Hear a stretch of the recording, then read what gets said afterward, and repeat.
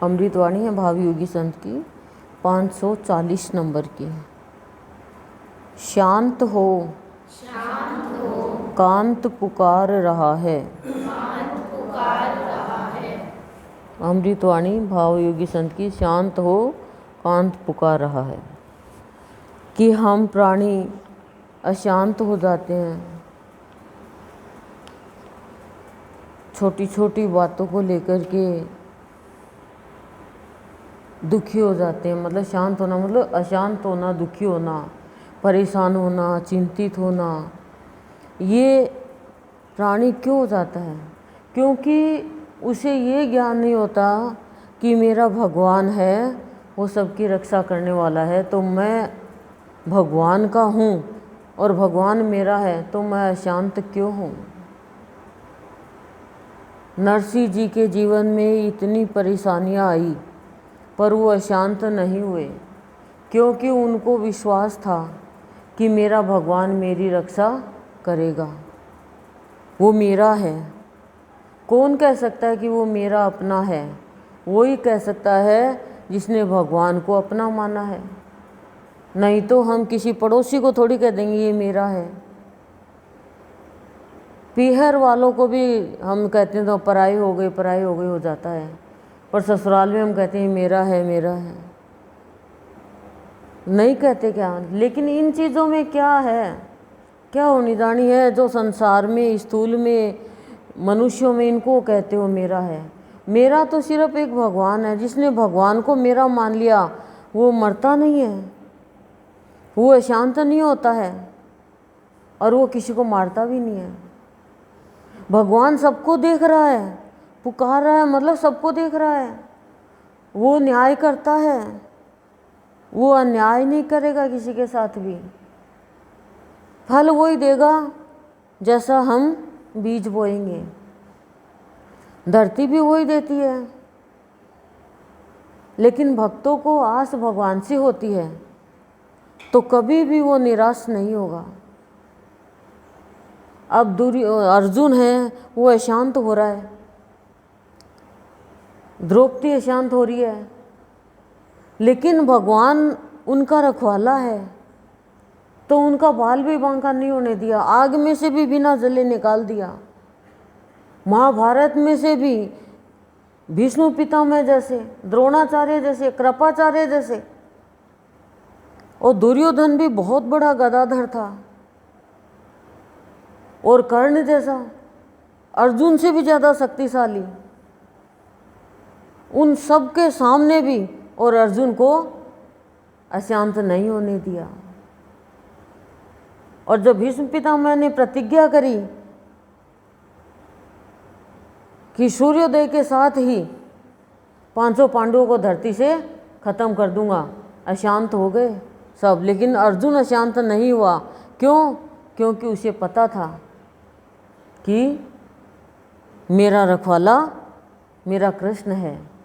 तब भगवान ने कहा कि अर्जुन तू अशांत नहीं हो रहा, सब अशांत हो रहे हैं, कि मैं क्यों अशांत हूँ? मैं तो शांत रहूँगा, क्योंकि मैं तो आपकी शरण में हूँ, आप मेरी रक्षा करोगे। तो शरणागत की रक्षा ईश्वर करता है, ये विश्वास होना चाहिए हमें।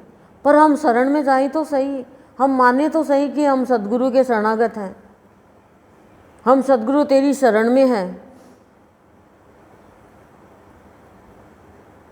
हम तेरे ही हैं खाली। देखो ये जैसे एक स्त्री होती है, उसे उसका पति बहुत प्यार करता है, लेकिन जब वो स्त्री किसी और से प्यार करने लग जाती है तो पति के प्यार से वंचित रह जाती है। और एक पति है वो अपनी पत्नी को बहुत प्यार करता है और पत्नी भी पति को बहुत प्यार करती है, लेकिन वो पति किसी और से प्यार करने लग जाता है तो वो पत्नी के प्यार से वंचित रह जाता है। अब प्यार का ये नहीं है कोई स्त्री और पुरुष ही हो, कोई भी हो जाए, सबको अपनापन चाहिए। रिश्तों में विशेष, संबंधों में विशेष अपनापन चाहिए। भगवान से हमारा आत्मा का रिश्ता है और संसार वालों से हमारा जिनसे अपना खून का रिश्ता है। तो भगवान सारे रिश्ते निभाते हैं, हमें भी सारे रिश्ते निभाने आने चाहिए। हम अशांत क्यों होते हैं बताओ? हम अशांत क्यों होते हैं? क्योंकि हम गलत काम करते हैं। हम झूठ क्यों बोलते हैं? अपना गलत काम छुपाने के लिए। झूठ बोलने की क्या ज़रूरत है? और झूठ बोल कर के यदि मनुष्य को ये सोचे कि मैं सत्य साबित कर लूँ, मेरे जीवन में सुख आ जाए, शांति आ जाए और मेरा जीवन अच्छी तरह चलता रहे, और जिसके लिए हम झूठ बोल रहे हैं वो दुखी हो जाए, ये पॉसिबल नहीं है। ये बिल्कुल भी संभव नहीं होता है। इन चीज़ों को धारण करना है हमें तो, कि अशांति का कारण क्या है और झूठ क्यों बोलना पड़ा, असत्य का आधार क्यों लेना पड़ता है, या तो डर के कारण। तो गलत काम हो गया तो एक बार ही सत्य बोलना पड़ेगा, झूठ तो बार बार बोलना पड़ेगा। जैसे कल एक आत्मा बोली थी, झूठ बोलना पड़ जाता है। कई बार किसी का अच्छा करने के लिए झूठ बोलना पड़े, वो तो झूठ भी नहीं होता है, वो तो सत्य हो जाता है। ठीक है ना? लेकिन मनुष्य ईर्ष्या के कारण, दुर्भावना के कारण, किसी की उन्नति के कारण और क्या करता है, असत्य फैला देता है, बवंडर फैला देता है और वो अशांत हो जाता है। फिर क्यों हो जाता है? क्योंकि सत्य वाला है वो तो शांत रहता है।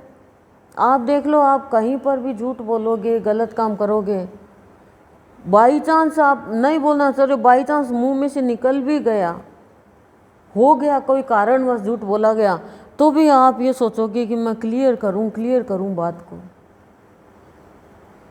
नहीं तो पाप बढ़ जाएगा, ये आवरण आ जाएगा मनुष्य के और भगवान के बीच में। तो अशांति का कारण है हमारी दुर्भावना, हमारे बुरे कर्म। हम किसी से लड़ाई करके शांत नहीं हो सकते, किसी से भी नहीं लड़ना चाहिए। जहाँ जब क्रोध आए तो लड़ाई कराता है क्रोध, उस समय क्रोध को दबा लो, फिर देखो आप कहीं के कहीं पहुँच जाओगे। असुर क्रोध को ही तो नहीं दबा पाए।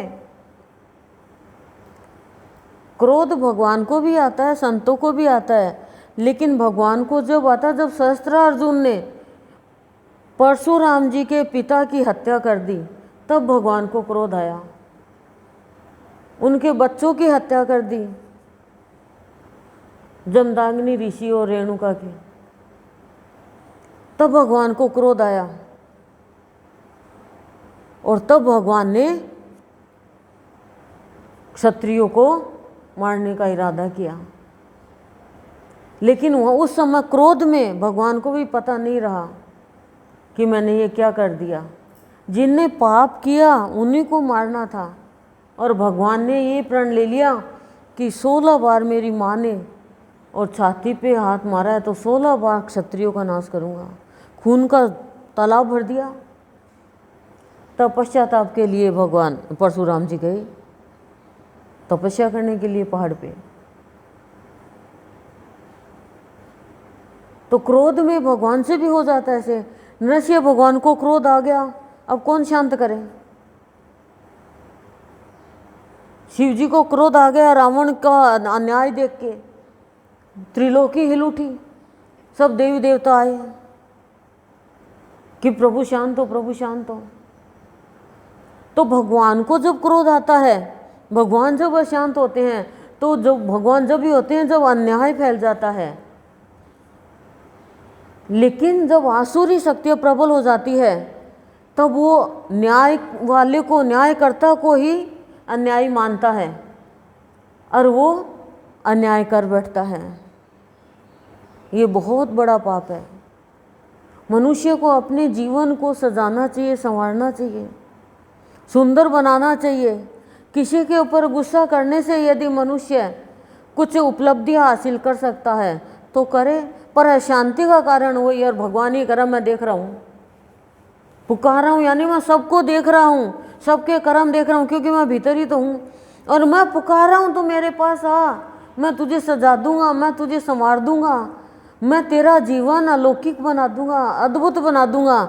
लेकिन नहीं, भगवान की पुकार को नहीं सुन रहा है और औरों की पुकार को सुन सुन के जा रहा है। माँ पुकार रही है बच्चा अंदर आ जा, लेकिन बच्चा तो दोस्तों की पुकार पे जान देता है।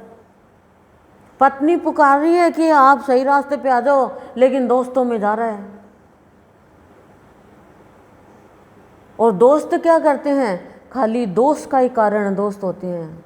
जितने ज़्यादा दोस्त बनाओगे उतना ही दोषित जीवन जियोगे।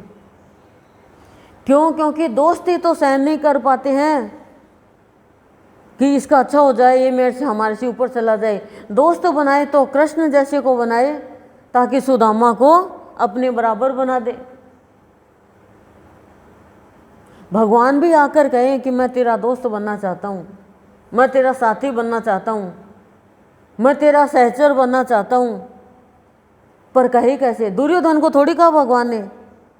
दुर्योधन ने किनको दोस्त बनाया? कर्ण ने किनको दोस्त बनाया? देखो क्या हुआ, अच्छाई भी बुराई में बदल गई। लेकिन विभीषण के ऊपर इन अन्यायकर्ता का प्रभाव नहीं पड़ा।